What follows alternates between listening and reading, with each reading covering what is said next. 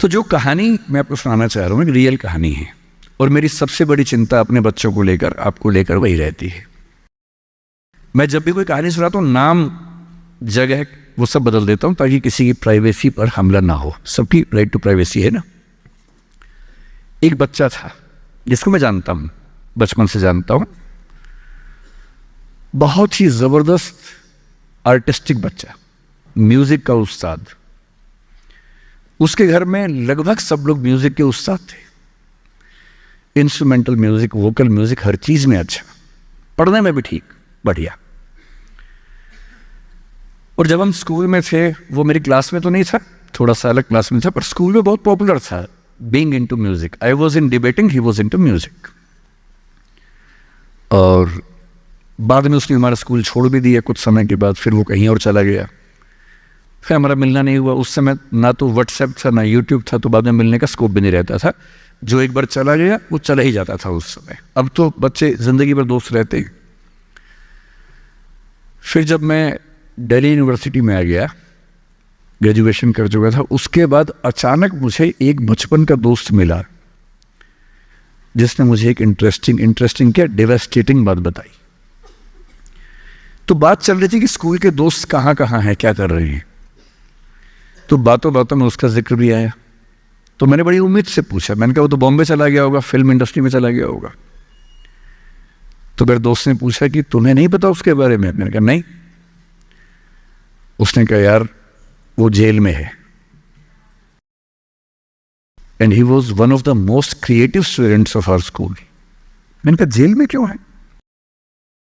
बोले सच में नहीं पता। मैंने कहा सच में नहीं पता मुझे। बोले वो ग्रेजुएशन करने के लिए जब गया तो पता नहीं क्या हुआ, उसकी थोड़ी संगति खराब हो गई। बैड कंपनी जिसको हम बोलते हैं, जो इस उम्र में अच्छी लगती है, वही वाली। तो कॉलेज लाइफ में थोड़ी बहुत बैड कंपनी सबकी होती ही है, हल्की फुल्की होती है, एक सामान्य बात है। अच्छा, बच्चा बच्चा ना रहे ये भी तो अच्छी बात है ना। थोड़ा बचपन तो जीना भी चाहिए, थोड़ा शरारतें करनी भी चाहिए। पर किसी किसी का दुर्भाग्य होता है कि ज्यादा हो जाता है। उसके साथ ऐसा हुआ। उस सब प्रोसेस में उसको ड्रग्स की आदत लग गई। और ड्रग्स की आदत, ड्रग्स एक ऐसी चीज है, एडिक्शन ऐसी चीज है कि उसमें वन वे रास्ता होता है, टू वे नहीं होता है। आप जा सकते हैं, वापस नहीं आ सकते। मतलब 1000 लोग जाएंगे तो उनमें से एक आध वापस आएगा, वो भी इतने मुश्किलों से जो ऑलमोस्ट इम्पॉसिबल है। I have seen many such cases. Social welfare department से मेरे कई दोस्त ऑफिसर से, तो मैं उनसे जब पूछता हूँ बताते हैं, मैंने ऐसे लोगों को देखा है 10-10 साल से स्ट्रगल कर रहे हैं एडिक्शन से बाहर आने के, नहीं आ पा रहे, खत्म हो गए हैं। उस बच्चे को ड्रग्स की आदत पड़ गई कॉलेज में जाके, पेरेंट्स को पता ही नहीं था। तो जब पेरेंट्स को भनक लगी तो उसको दबाव बनाया कि तुम घर आ जाओ।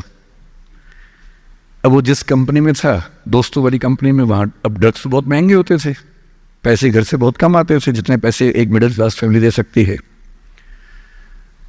अब वो घर से ज्यादा पैसे मांगने लगा, पैसे मिलते नहीं थे। उसको अपने ही घर के लोगों पर गुस्सा आने लगा। तो एक बार वो अपने घर आया हुआ था छुट्टियों में, और वहां भी वो कुछ कुछ करता रहता था। उसके पेरेंट्स ने उसको बहुत समझाया कि बेटा ऐसा मत करो। और एक दिन इस बात पे झगड़ा बढ़ गया। भाई आप पेरेंट्स की चिंता समझेंगे आज से 30 साल बाद, जब आपके बच्चे इस एज में होंगे ना, आपकी नानी मर जाएगी उस समय। नानी मरना एक मुहावरा है, इसका मतलब बहुत चिंता में रहेंगे उस समय आप। और उस दिन पता नहीं क्या हुआ, एक झगड़ा हुआ, क्योंकि जो एडिक्शन के शिकार हैं उनका दिमाग उनके कंट्रोल में नहीं होता है। यहाँ तक कि जो ड्रिंक करते हैं, ड्रिंक एक लेवल से ज़्यादा कर लें तो दिमाग कंट्रोल से बाहर निकलने लगता है। ड्रग्स में तो ये एलिमेंट बहुत ज़्यादा होता है। और आधी रात को उसने क्या किया, उसने अपनी फैमिली के 5 लोगों का मर्डर कर दिया। मर्डर। उसने खाने में जहर मिलाया, लगभग सब लोग उससे मर गए। एक मेंबर नहीं मरा क्योंकि उसने खाना खाया नहीं उस दिन, तो उसको उसने अलग से मारा। और ये बात है जब उसकी उम्र लगभग 17-18 साल की थी या 19 के आसपास रहा होगा।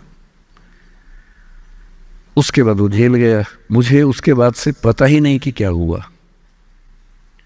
फांसी हुई या उम्र कैद हुई या क्या हुआ, ना तो मुझे पता है ना मैं इंटरेस्टेड हूँ जानने में। मैं उसका नाम हम सब जानता हूँ, एंड 1-2 क्लास स्कूल में ऐसी थी कि वो हम आसपास थे, जानते थे, पहचानते थे एक दूसरे को।